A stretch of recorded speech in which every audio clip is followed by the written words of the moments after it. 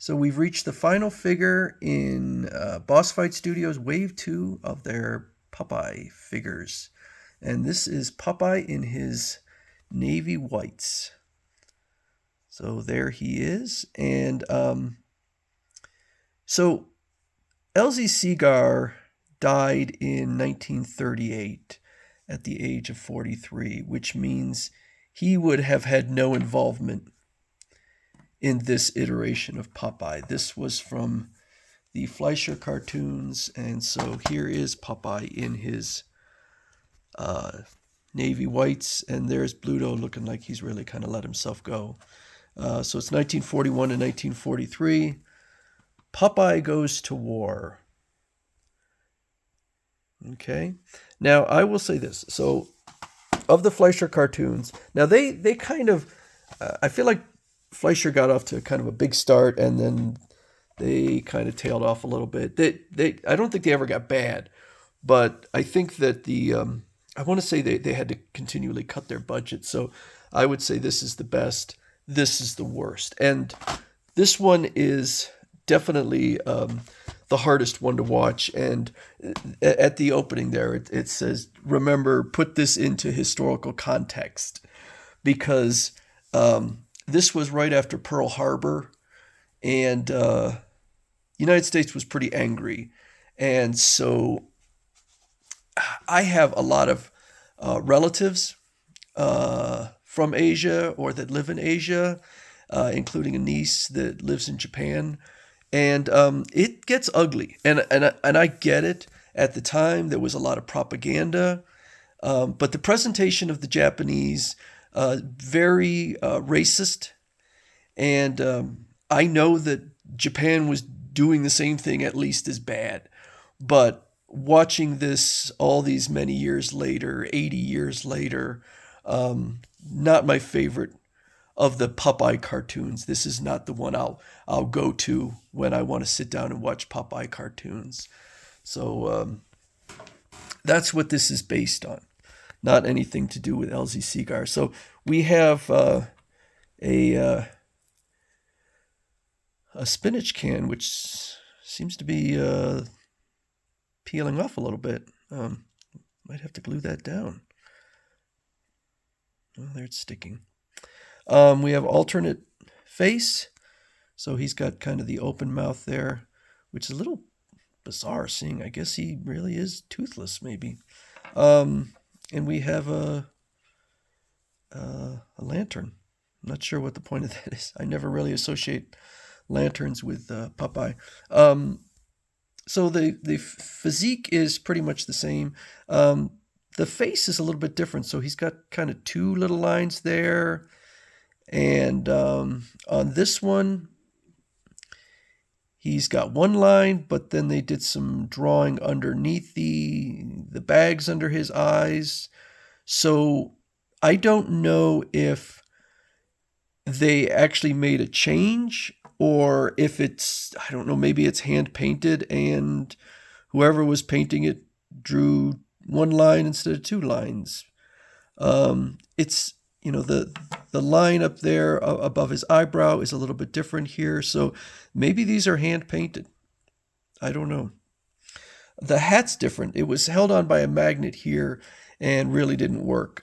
This one, I don't know if there's a magnet involved, but it just kind of, again, it's carved out and it just kind of pushes onto his hair, and it can be worrisome because it could easily scrape the hair off. So it definitely holds better. The hat on Wave 1 just wouldn't stay on because of his hair. Whereas this will stay on. I just get a little worried about, maybe they just shouldn't have made the hat removable.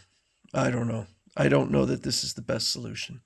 You could see that this has probably the sloppiest painting of all the figures that I've seen thus far. So you've got some paint mistakes in here. For whatever reason, the flesh on his arm is different than the flesh on his, it's a different plastic, but, with Poop Deck Pappy, it looks the same. but not so with Popeye. There's a definite color difference. Up here, I'm not sure what the heck's going on. It just kind of looks a little sloppy.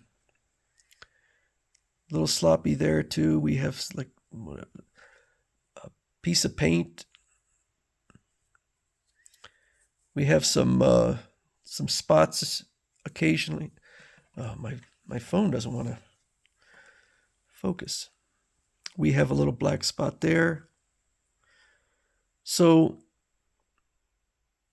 it's a little disappointing. This is the final figure, and I'm not impressed with the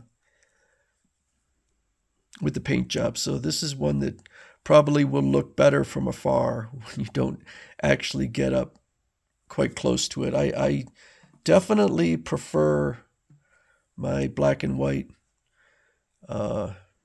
Big Bad Toy Store exclusive, which I think is very nice. Now I did mention before they did make a mistake in this figure. His sleeve here should not be the same color as his skin. It should be white like up here. So they have a goof there. But this one has, yeah, particularly in there. Wow, that's a lot of paint slopping about. So now I do like, there's a lot of things I like. I like the fact that this is a separate piece. I assume it's just glued on. This is a separate piece. So it's not like this figure is a disaster. It's just, again, I go back to the price. If this had been like, I don't know, $15 to $20 figure, but